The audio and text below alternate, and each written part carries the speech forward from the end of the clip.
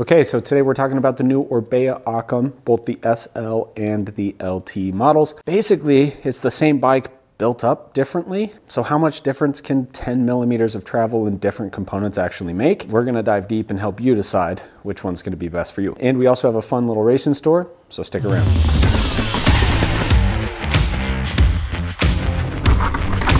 So recently Orbea launched two new bikes or one new bike built up two different ways. We've got the Orbea Occam SL, super light, and LT, long travel. We've been riding these for the past few months trying to decide how much 10 millimeters of rear travel and bigger, burlier components can actually make. And I think we've come to a conclusion. So let's dive into a couple of details here first before we go ride the bikes. We're gonna compare and contrast what makes these two different.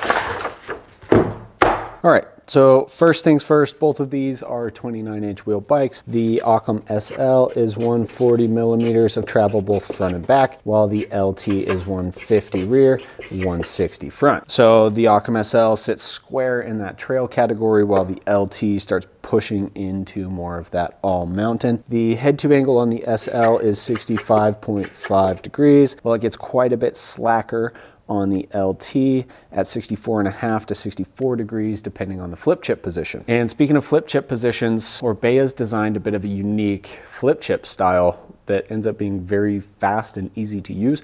Orbea claims you can do it in under 15 seconds. So we're gonna test that out. Let's have a race.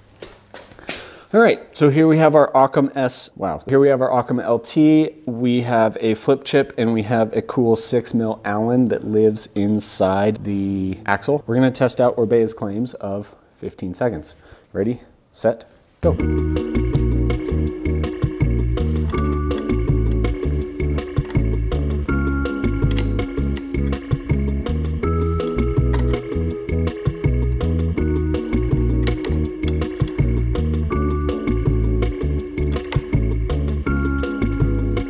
Done. I don't know about you, but that seemed super fast. Even if that wasn't 15 seconds, it sure is faster than any other flip chip I've ever used, which kind of means you can use it more. It's easier to do. It's just more usable. But arguably the biggest difference between how these two bikes ride is going to come down to how they're built. So the Occam SL is built to be fast and light, so it makes sense that our build comes with some more sprightly components like a Fox 34 and a float. And this is a special float that works with Orbea's remote lockout eye line. It's pretty cool. Comes with level brakes and an XXT type axis drivetrain. Probably the biggest difference is going to be the tires. It comes with a set of trail casing Schwalbe Wicked Wheel tires. On the LT side, we've got a burlier Fox 36, and ours does come with a DHX coil shock. Some do come with air shocks, but even the air shock ones are going to be the burlier Float X. We have code brakes and we have an EXO T-type axis drivetrain. And on our build particularly, we have a set of super gravity Schwalbe tires. We've got a Big Betty rear, Magic Mary front. It is worth noting this bike comes with a Maxxis Dissector rear and a Minion up front in trail casing, which those tires lasted about as long as it took me to swap from high to low on the flip chip. I do understand Orbea is probably trying to hit a weight target here, so that's why they put trail casing tires on the LT, but I do think that is a miss for how well this bike descends. Some other key features to note are the locker, internal frame storage and tool storage. It's pretty cool. You get a little tool that sits inside the link. You get the one in your axle.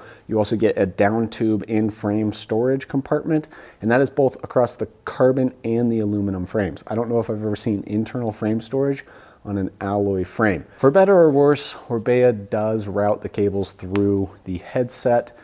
It's very nice, it's very clean, it's very quiet. It does make some simple maintenance and repair tasks a lot more tedious, however. And lastly, with the Orbea Myo program, you can basically custom build one of these or personalize it to your own preferences at no extra charge. And that includes paint colors, logo colors, all of that, tires, suspension.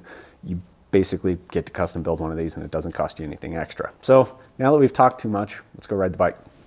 So let's kick this off with uphill performance and talking about the Occam SL. Orbea has a way of making a bike climb much faster and lighter and quicker than it appears on paper. I've found that with the Oeth, the Rayon, the old Occam, and this new Occam SL is no exception to that rule. I'd easily put this up against the 120 mil bikes on the climbs. It's quick, it's snappy, and it feels really light. The suspension on the SL is very firm and supportive. I'm not one to use a lockout often. I generally prefer the traction of an open shock. And I know the SL has a remote lockout lever, but honestly, I don't feel it needs it. I guess if you're trying to race XC, it could be nice for hammering up some fast, smooth sections, but for a trail rider, I really don't think it's necessary. The bike is plenty efficient, even fully open. The SL offers a decent amount of traction, but certainly less than the LT. It's likely a combo of that shock and the tires, but the back wheel on the SL did slide out from time to time, even on some really grippy desert sandstone. Between the shorter fork and the cockpit setup on the SL, which is more on the racy and sporty side of things, the front end does feel quite a bit lower. Your body position is further forward, it is lower, which is good. It keeps weight over the front wheel, which is going to help you climb really steep stuff without wandering or pulling wheelies the whole time. It is a little bit less comfortable over time on the climbs, and it does have an impact on the downhill performance. All in all, the Occam SL is an excellent climber. Think downcountry, it's very much that fast. It's very much like borderline XC bike, but it does come in a little bit longer travel package. It easily lands itself at the top of the category in my mind for a 140 mil travel bike. I found it pretty surprising that it basically is the exact same frame as the LT with the same suspension kinematics, because they felt very different on the climbs. So now getting into how the LT climbs, it's a different ballgame. This bike is bigger, it's heavier, it's slower. It's more of a sit and spin and eventually make your way to the top. It's not encouraging you to stand up and sprint and really get after it like the SL does. It is funny, when doing back-to-back laps on the LT versus the SL, the LT feels fairly average in its climbing performance. But if you compare it to other 150 mil travel bikes, it's well above average. It has the same suspension kinematics that keep the pedal platform firm and efficient, but it's obviously just quite a bit heavier, and that coil shock does tend to sit into the travel just a little bit more. So the suspension on the LT is still on that firm, lively, and supportive side, and it doesn't bob quite like most other 150 mil travel bikes. It definitely still has a bit of that Orbea sporty feel to it, but maybe just toned down just a bit. The biggest standout though for me is the amount of traction it offers. And I know I had some big, beefy, grippy tires on this thing, but it was absolutely glued to the ground. I could stand up and just mash on the pedals on some of the stupidest, steepest climbs you've ever seen, and the back wheel never broke free. When I tried that same thing on the SL, I found myself having to bail in some pretty precarious spots after the back wheel slid out and I stalled out and almost tumbled back down some cliffs. The fit and feel is quite a bit more relaxed on the LT than it is on the SL. It's a bit more upright, and it comes down to having a taller fork and a higher rise handlebar and different cockpit setup.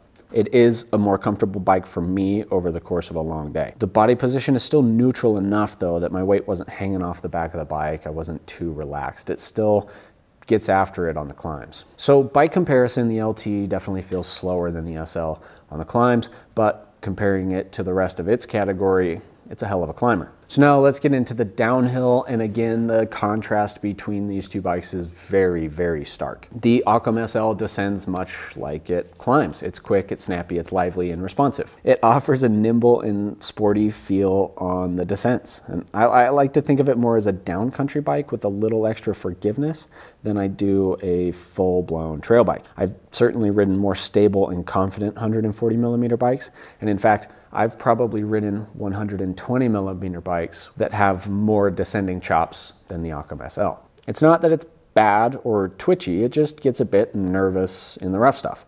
The SL requires a bit of finesse and skill to navigate tough sections of trail. It's not a bike you can ride with a heavy-handed approach. Once you put it on fast, rolling, and smoother terrain though, it really starts to shine. So the suspension performance on the Occam SL is quite a bit how I felt the Oeth rode, although shifted up the Burley scale a notch or two.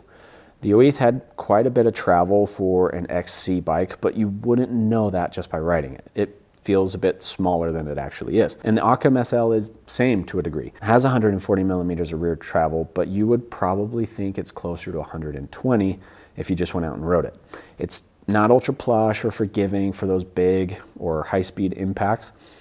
It is more supportive and firm and fast. At the end of the day, it still has 140 millimeters of travel, so if it hits the fan, you've got a little bit more forgiveness than you would on one of those smaller 120 mil bikes. If I had to do long distance rides through varied terrain, like True Grit or any of those big endurance races, I would be very happy on the SL because of its versatility. It's great on the smooth stuff. It's not the best on the rough stuff, but it'll get you through it. So it will all average out in the end and just be a pretty fast little bike. The geometry is well suited for the application, leaning a bit more towards the maneuverable and agile side of the spectrum. It's easier to get around a corner or navigate tight bits of trail. The handling is a bit more nervous, although part of that does come down to the tire selection. I found myself tightrope walking the fine line between hitting a corner with some pace and ending up in the weeds plucking cactus spines out of my palms. The lower cockpit and front end do contribute to that racy feel.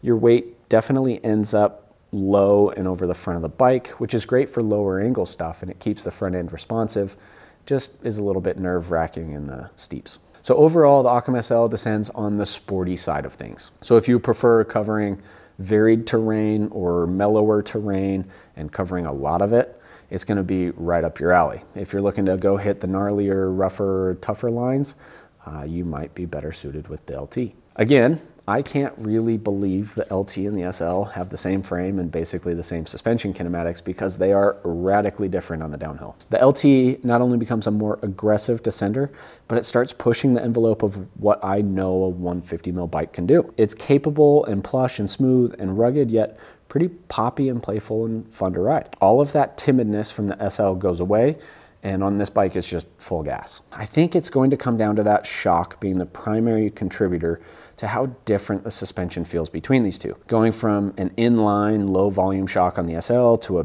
big piggyback coil on the LT is a pretty drastic change. I don't think it would be quite as drastic if you had the air version of the LT. There are some other factors that will contribute, like a stiffer fork and burlier tires that allow for lower air pressure, brakes that stop you quickly, and a much longer dropper post. And all of those are going to help it descend better too. Put it all together, and this bike feels far more plush, forgiving, and capable. Sure, it does have a little bit more travel to work with, but it feels like a lot more than 10 millimeters. And this might be a case of the bike being greater than the sum of its parts. The suspension, while plush, is still on the lively and poppy side. The Occam LT is pretty easy to get off the ground, and it doesn't dull down the trail too much. The geometry is quite a bit more relaxed on this bike, especially in the low position, which I ended up preferring after spending a couple rides in high, mostly out of due diligence. But it's a degree and a half slacker than the SL, which is pretty significant. I don't think there's anything that I would ride that I wouldn't ride on the LT. It's every bit as stable and slack as a 150 mil bike needs to be. The handling is a little bit slower and less maneuverable on the LT than it is the SL, and that is a good and a bad thing. In tighter sections, you can feel the bike is a little less responsive. It's not quite as easy to get around a corner or change lines. But on the other side of that coin, the LT is a lot more stable in both the rough and high-speed sections of trail. The cornering traction on this bike is something else. It's pretty special. The amount of let's pump into this flat, gravelly, loose corner as hard as we can ability that this bike provides is pretty wild. All in all, I couldn't be happier with how the LT descends. It very much suits my personal style very well. I think a lot of people will be happy with how well this bike descends, while being pretty versatile and not overdoing it for the average rider. The biggest takeaway I have after riding both of these is I can't believe these are the same bike. Apparently, it turns out that 10 millimeters of rear wheel travel in a burly build can do a lot for changing how a bike rides. On one hand, you have a really quick, snappy, and lightweight climber that teeters on the delicate side when you point it back downhill. And on the other, you have a bit of a brawler. And the fact that Orbea can make these as different as they are using the same frame is pretty impressive. So let's chat comparisons really quick before we dive into which one is best for you. And let's start with the SL. The first bike that comes to mind is the Ibis Ripley. And I know that sounds a little bit weird, but I do think the SL rides quite a bit more like a 120 mil bike than it does a 140 mil bike. The SL does have just a little bit more forgiveness and cushion than a Ripley would have. I've said it in the past, but Orbea has a way of making a bike ride quicker and snappier and smaller than it looks on paper, and the Occam SL is a good example of that. It has 140 mils of travel, but I'd probably lump it in with most of the 120 mil bikes. The LT, on the other hand, kind of blows up that statement about Orbea having a way of making bikes ride smaller than they do, because it does not live by that rule. The LT rides bigger than it looks on paper. And the closest comparison I can come up with is the Transition Sentinel. And if you know anything about me, I absolutely loved that bike, so I think you can infer how I feel about the LT. It has that same up for anything attitude while remaining fairly lively and active on the descents. I'd have to think that the LT does a little bit better on the climbs though than the Sentinel. It still has a tiny bit of that Orbea feel to it. So which one is best for you? If you haven't figured it out by this point, I will try to boil it down and just make it super simple. I would call both of the Occams trail bikes. By nature, a trail bike should be versatile enough to go anywhere and do anything and pedal and climb and descend.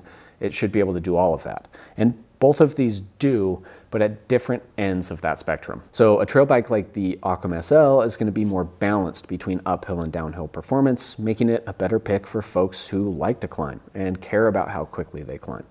So I'm thinking of the folks who aren't always wearing knee pads, the kind of riders who aren't as aggressive on the descents and prefer to stick to maybe greens through black diamond trails. I think XC type riders who just want a little bit more forgiveness out of the bike will like this SL and be able to get the most out of it. The Occam LT starts skewing a lot more to the gravity lover side of the spectrum. It will climb just fine, but it's not what it loves to do. Instead, it places an emphasis on making the most out of the descents.